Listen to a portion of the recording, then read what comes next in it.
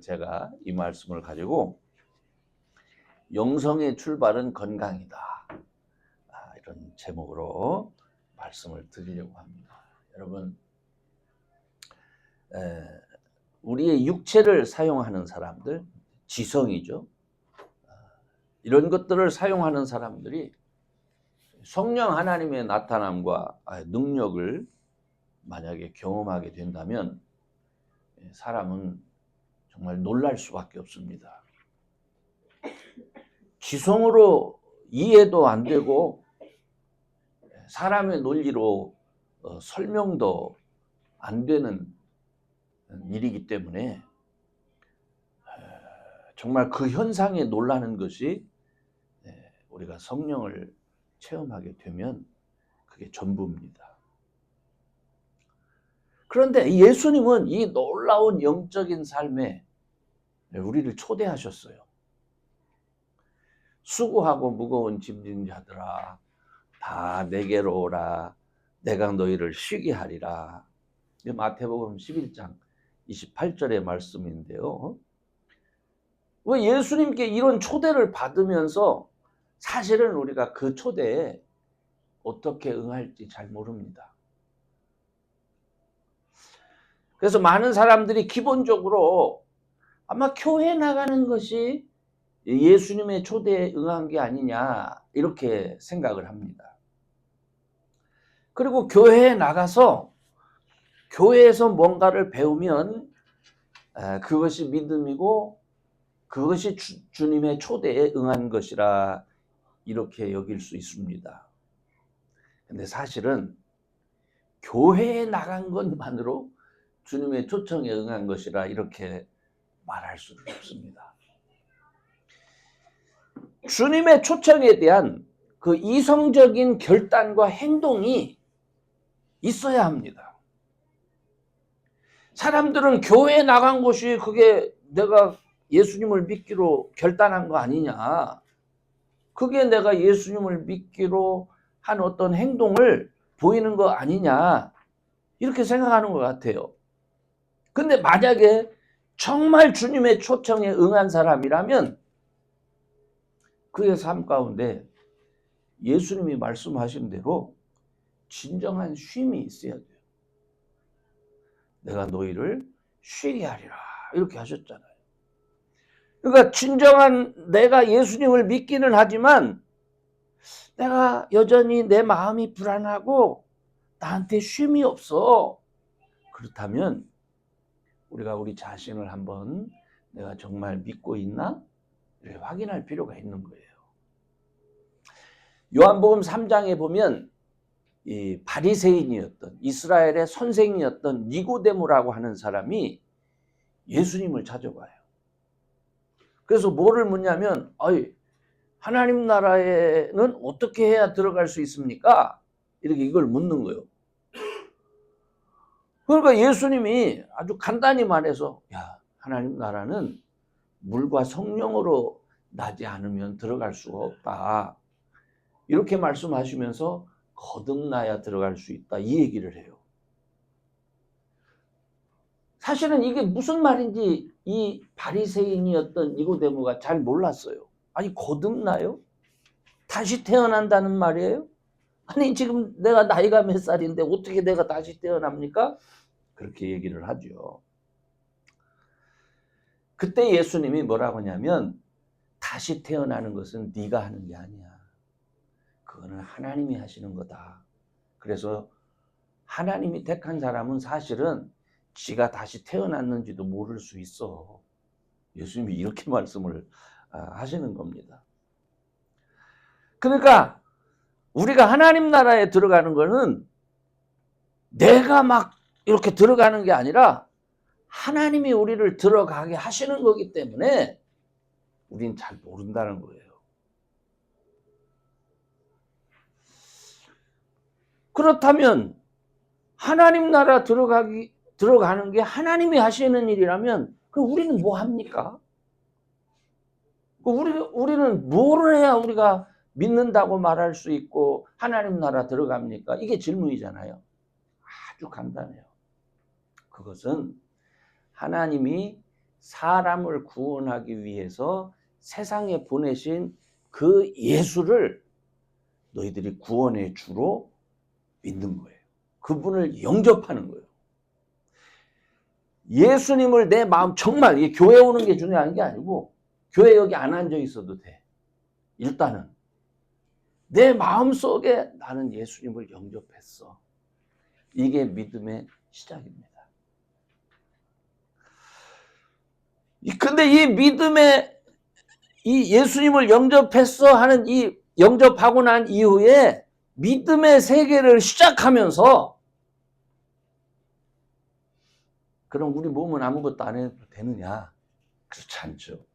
이 믿음을 시작을 하면서 우리 그 믿음을 우리의 몸으로 살아내기 시작하는 거예요. 믿음은 머리로만 하는 것이 아니라 믿음은 내 몸으로 살아내기 시작하는 거예요. 믿음을. 그렇기 때문에 예수를 믿는 사람들은, 정말 예수님을 영접한 사람들은 삶의 변화가 일어나는 거예요. 삶이 달라지기 시작하는 거예요. 왜냐하면 처음엔 이성과 지성을 사용합니다. 그래가지고 그래, 예수님이 이렇게 말씀하셨어. 그러니까 난 이렇게 살아야 돼 하면서 자기의 몸을 이렇게 치기 시작해요. 오랫동안 예수님과 상관없이 살았기 때문에 내 머릿속에는 세상에 하나님이 원치 않는 부정확한 정보로 가득합니다. 그리고 우리는 예수님과 상관없이 살았기 때문에 잘못 만들어진 육체의 습관들이 너무 많습니다. 잘못 만들어진 버릇들도 너무 많습니다. 이제까지는 내 생각과 내 지식을 따라 살았지만은 믿음의 세계에 발을 디디면서 예수님이 나의 구세주다 라고 고백하는 순간부터 이제는 예수님이 나의 모든 것을 책임지시고 예수님이 나에게 은혜를 주시고 예수님이 나를 축복하시는 분이시다. 이걸 신뢰하게 돼요. 그러다 보니까 그 말씀을 따라 살기를 시작하는 거예요. 이때까지는 뭐를 따라 살았어요? 내 생각과 내 방법. 내가 세상에서 배운 방법. 오늘 본문에서 베드로는 뭐라고 하냐면, 그렇기 때문에 이렇게 몸으로 살아가지 못하면, 다시 말해서 이런 육체의 훈련이 없으면 우리는 예수님을 제대로 알 수 없고 믿음의 열매도 기대할 수 없다는 거예요. 그런 자는 영적인 소경일 수밖에 없다. 그런 사람은 멀리 내다보지 못하고 지난날의 죄 속에서 헤매는 삶을 살 수밖에 없다. 예수님의 제자였던 베드로가 그렇게 오늘 본문에서 말하고 있는 겁니다. 그러므로 우리가 육체 가운데 살 수밖에 없어요.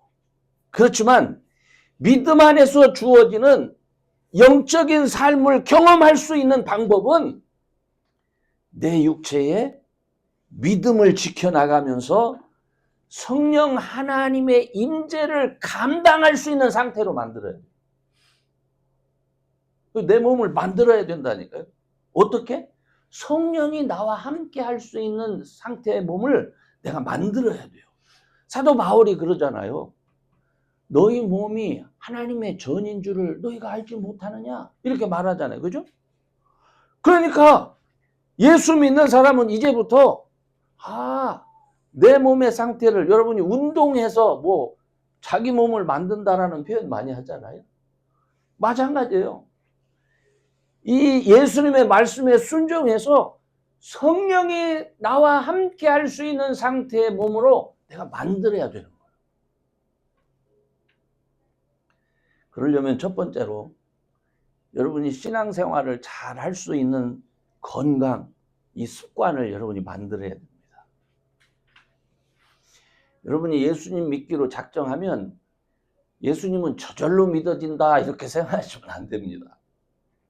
그죠? 이건 저절로 절대로 믿어지는 게 아니에요.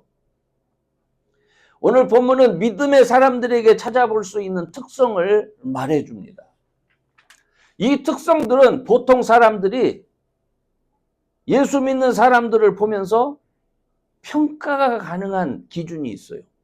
그죠? 저 사람은 덕이 있는 사람이야. 저 사람은. 그 말이 되죠. 저 사람은 착해. 이건 우리가 착하다 아니면 악하다 하는 건 뭡니까? 구별이 되잖아요. 무엇을 보고? 그 사람의 사는 모습을 보고.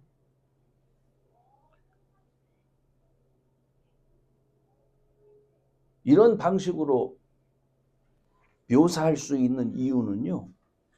그게 외적인 훈련을 통해서 가능하기 때문에 그렇습니다.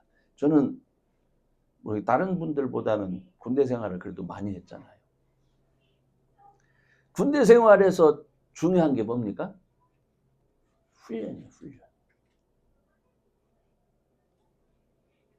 어떤 임무를 수행하기 위해서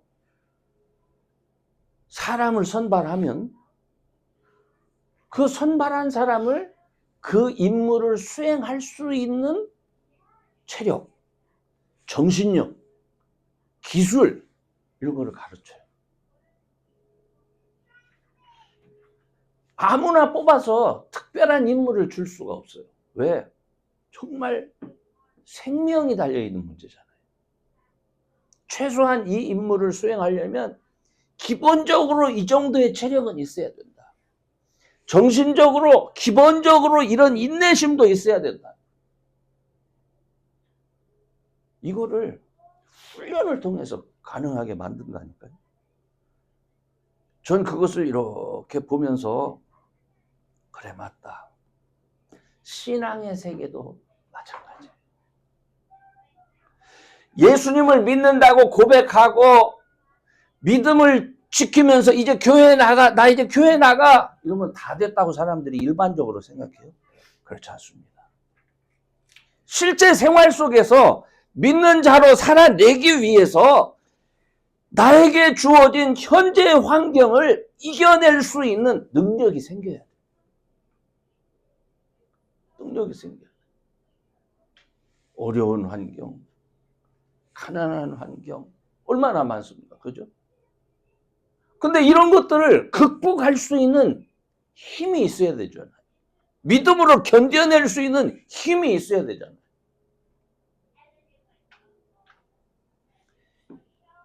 여러분이 신앙세계에 처음 들어올 때 여러분을 결박하고 있던 세상은 여러분을 그냥 그래 지금부터 예수 잘 믿어라 하고 순순하게 내어놓지 않습니다.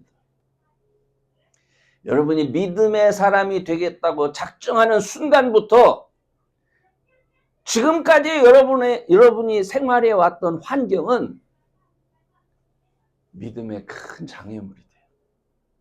그래 모래주머니 하나 큰 거를 발목에 달고 늘 다니는 것 같은 그런 사람이 되는 겁니다. 한마디로 말해서 예배 드리기 위해서 예배 시간에 맞춰 교회 가는 것 자체가 이거 쉬운 거예요. 처음에 이 발걸음조차 훈련이 필요해요. 이를 견뎌내는 습관, 이게 만들어져야 되는 겁니다. 그죠? 기도도 마찬가지예요. 어쩌면 믿음의 사람들에게 기도는 너무나 당연한 거예요. 그렇지만 믿음의 사람이라고 기도가 저절로 되는 거 아닙니다. 여러분들은 제가 목사니까 목사는 아무 데서나 그냥 기도가 나올 것 같아요. 저도 하기 싫을 때가 있어. 저도 귀찮을 때가 있어. 그리고 실제로 기도하려고 앉았는데 기도가 안 돼. 그래서 정말 마음을 가다듬으며 하나님 저 기도하게 해주세요. 저 도와주세요. 이렇게 하면서 해야 돼요.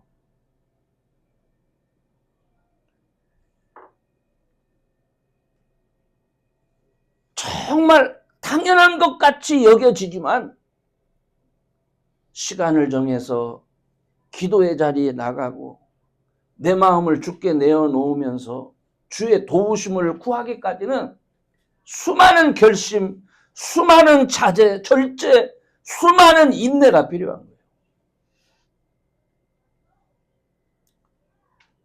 그렇기 때문에 여러분, 아무것도 아니라고 생각하지 마세요. 예배 시간을 맞추어 준비하고 나가는 거, 기도의 자리에 나가는 거, 이거 영적인 일이에요. 그런데 이 영적인 일인데 이 작은 일을 감당하기 위해서도 여러분 훈련이 필요해요. 건강해야 돼요. 일찍 주무셔야 돼요. 그죠? 잠 안 자. 새벽 1시나 2시 혹은 3시에 자. 일어나집니까? 아니 거기에 익숙해진 몸을 가지고는 하나님 앞에 나가서 예배한다는 게 불가능해요. 그죠?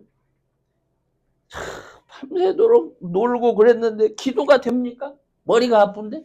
안 되는 거예요. 안 되는 거예요. 그래서 사도 바울은 고린도 교인들에게 이런 사실을 알려주기 위해서 고린도 전서 9장에서 이런 얘기를 해요. 야, 운동장에서 상 받기를 위해서 다름질하는 선수들이 있다. 그죠? 그 다름질하는 선수들 그냥 뛰는 거 아니야. 그 훈련 필요한 거야. 자, 어떤 사람, 그 당시도 올림픽이 있었으니까요. 권투 선수가 있고 레슬링 하는 사람들 있잖아. 그 사람들 그냥 아무 훈련 없이 그냥 가는 거 아니야. 자기 몸을 쳐서 절제해가면서 훈련하는 거야. 아무데나 이렇게 휘두르는 거 아니야. 그렇죠? 그런 얘기를 해요. 또 믿음의 아들 디모데에게는 군인이나 운동선수 그리고 농부의 예를 들면서 하나님의 사람들에게 필요한 훈련이 뭔지를 강조하는 거예요. 여러분, 체력을 강화하는 게 그냥 세상적으로 건강해지기 위해서만 필요한 게 아니에요. 육체의 훈련이 왜 필요하냐면 영적 차원의 세계로 진입하기 위해서 필요한 거예요. 정말입니다. 건강하셔야 됩니다. 밥도 때 되면 잘 드셔야 됩니다. 아니 나는 아무렇게나 먹었어. 이렇게 드시지 마세요. 잘 드셔야 돼요. 왜? 하나님이 여러분에게 필요한 거 다 제공하세요. 근데 왜 안 먹습니까? 게을러서 안 먹어요. 왜 안 잡니까? 왜 엉뚱한 생각에 사로잡혀서 못해? 훈련해야 되는 거예요. 아멘? 자기 자신을 복종하는 거예요.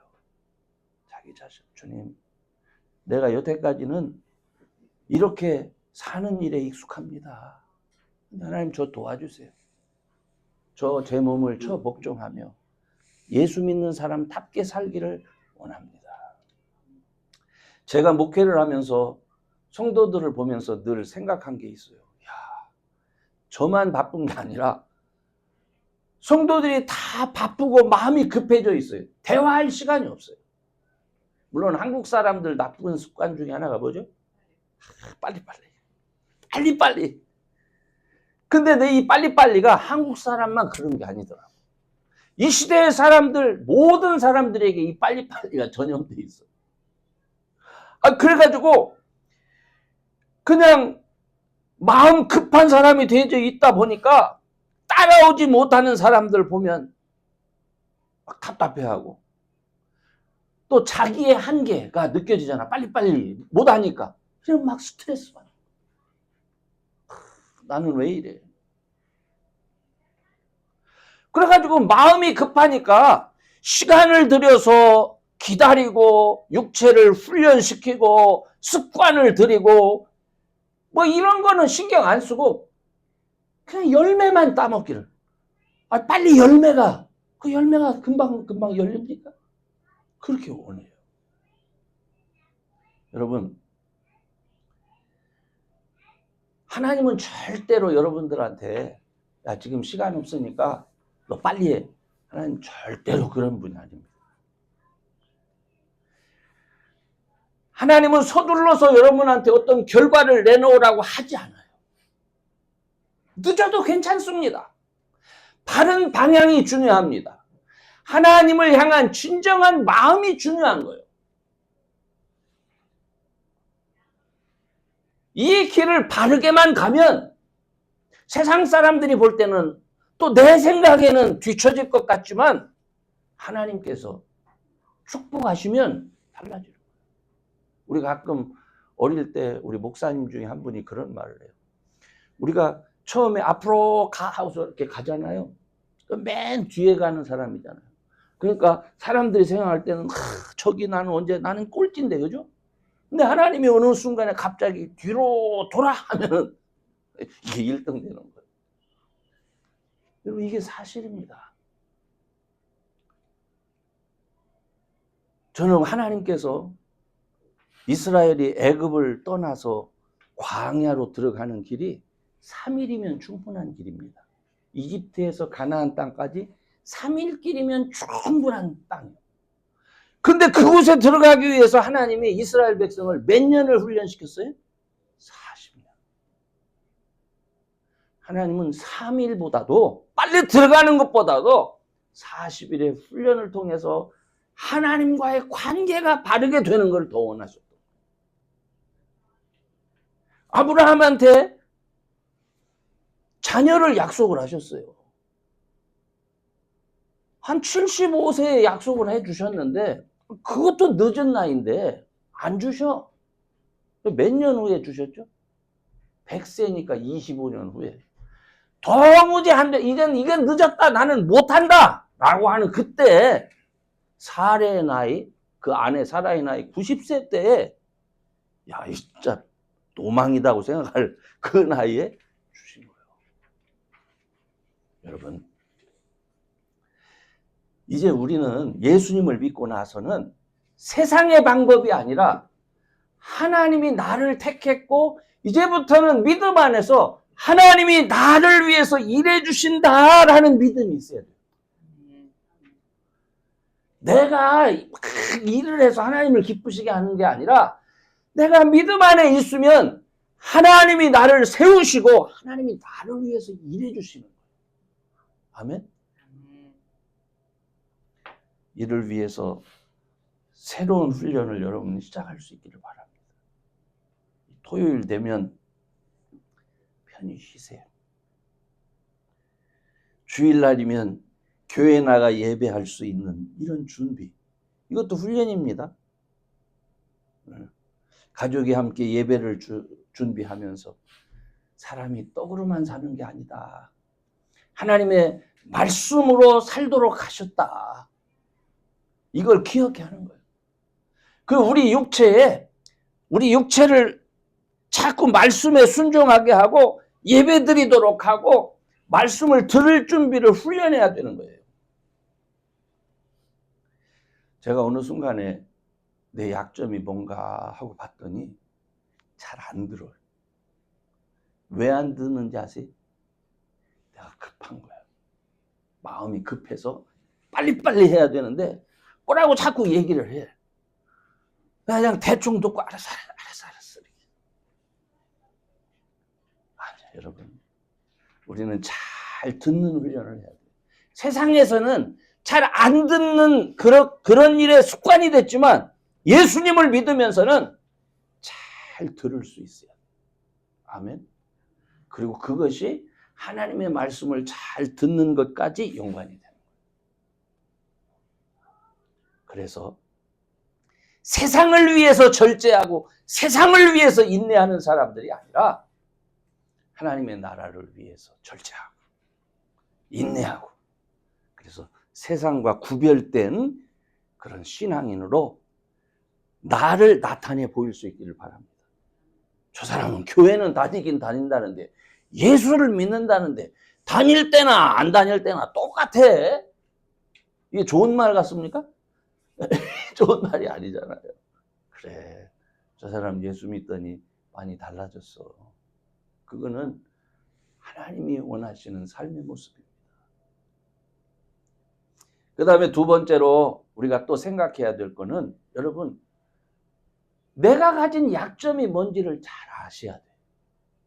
우리가 이런 훈련을 믿음의 훈련을 하려면 내가 뭐가 약한가 정말 뱀같이 지혜롭고 비둘기같이 순결한 모습이 있어야 됩니다.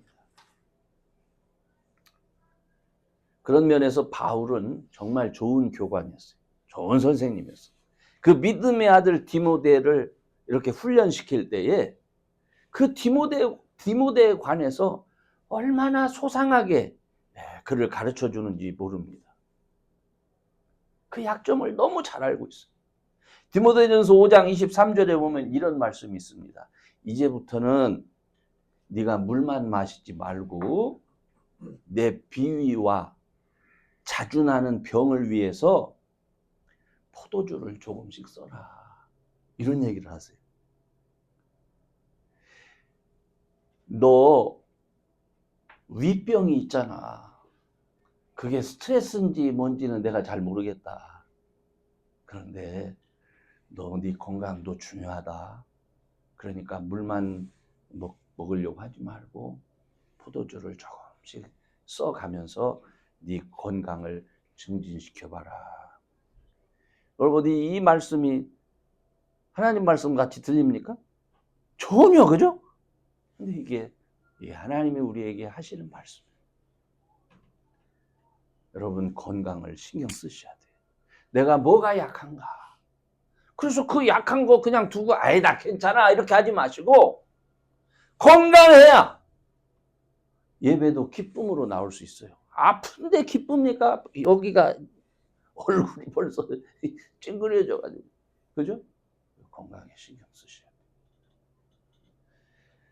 열왕기상 19장에 보면 엘리야가 아합 왕의 아내인 이세벨에게 쫓겨요. 너 오늘 내가 너 죽일 거야 하니까 그 소리를 듣고 두려워서 엘리야가 얼마나 도망쳤던지 그 유다 땅 그 브엘세바라고 하는 그곳에 이제 유대 광야인데 광야까지 막 도망친 거예요. 정말 엄청난 거리인데 거기까지 도망쳐 와가지고는 그 로뎀나무라고 하는 게 있어요. 로뎀나무 그늘 아래. 이 로뎀나무가 사실 여러분들이 이렇게 보여줬으면 좋겠는데 이 큰 나무가 아니라 그 뭐라죠? 한 이만한 크기의 이렇게 둥글한 잡초같이 생겼어요. 근데 그걸 로뎀나무라고 그러더라고요. 그러니까 사람들이 그 그늘, 광야에서 그늘을 피하기 위해서 그 옆에 이렇게 조금 그늘이 생겼잖아요. 거기 가서 이렇게 쪼그리고 있는 거예요. 그러면서 하나님 나 차라리 죽여주세요. 그래요. 그러다가 잠이 들어버렸어요. 그런데 그랬으면은 야 이놈아 정신 차려라 이게 아니라 하나님께서 천사를 보내셔서 그 다음에 먹을 물과 떡을 준비하셔서 이 엘리야를 요즘 말로 얘기하면 마사지를 하는 거예요. 어루만져 주시고 그리고 그를 깨워서 천사를 통해서 물을 먹이시고 그 다음에 떡을 먹이시고 그러고 나니까 이 엘리야가 지친 가운데서 또 잠이 들어요. 그러니까 하나님이 다시 또 떡과 물을 준비해서 또 와서 천사를 통해서 어루만지게 하고 또 다시 회복을 시키는 거예요. 그 힘을 얻어서 40일 동안 뛰어가지고 호렙산에 가서 하나님과 같이 교제하는 시간을 이 엘리야가 갖습니다. 저는 이 말씀을 이렇게 보면서 맞다. 우리 하나님은 영적인 세계 하나님의 나라도 중요하지만 이 땅에 살아가는 그 나라의 백성들의 건강도 중요하게 여기시는 분이다 하는 얘기죠. 여러분의 육체를 돌보시는 하나님이에요. 아멘? 그러니까 여러분 식사, 여러분의 건강 상태 모든 게 하나님의 관심사다. 그러니까 여러분의 육체적인 약함을 소홀히 여기지 마. 이까짓 거. 아니요. 그건 하나님의 관심사예요. 여러분이 아프면 우리 그나마 없는 이 자리가 어떻게 되겠어요? 여기에 만약 죄가 아프면 또 어떻게 되겠습니까? 그죠? 하나님이 참 놀랍게도 이래서 건강을 지켜주시는구나 할 때가 많이 있어요. 저도 조심해야 되지만 실제로 하나님이 돌아봐 주십니다. 여러분, 여러분에게 주어진 그 믿는 자로서의 사명을 잘 감당할 수 있도록 하기 위해서 여러분 하나님 앞에 기도하고 하나님의 도우심을 구하는 분들이 꼭 되시기를 바랍니다. 아멘. 그래서 우리가 약한 데가 많이 있지만 회복시키시는 하나님, 또 건강케 하시는 하나님, 그 하나님을 찾으면서 정말 하나님이 기뻐하시는 건강한 그런 분들 되시기를 주의 이름으로 축원합니다. 이제 결론적으로 말씀을 드립니다. 신앙생활은 분명히 성령 하나님이 우리와 함께 하시면서 이루어지는 영적인 영역이에요. 신앙생활은 영적인 영역입니다. 그런데 이 영적인 영역, 이 영적인 생활은 우리 몸으로 나타내 보여야 되는 거예요. 그죠? 우리 육체를 떠나서 내 몸과 상관없이 우리가 어떻게 하나님이 나와 함께 하심을 보일 수가 있겠습니까? 그렇죠? 그래서 여러분 먼저 여러분의 몸이 세상의 습관이나 세상의 행동과 구별된 그런 깨끗한 몸으로 여러분은 스스로 훈련하고 만들어 가시는 분들이 되시기를 바랍니다. 그래서 죄 없고 경건한 몸이 될 때 성령이 우리와 함께하는 겁니다. 우리가 버려야 할 생각, 버려야 할 습관이 뭔지를 깨달으면서 그것들을 내어버리면서 말씀과 성령의 인도하심을 따라 자신의 몸을 쳐가면서 잘 훈련해가는 그런 믿음의 사람들이 되시기를 주의 이름으로 축원합니다. 기도하겠습니다.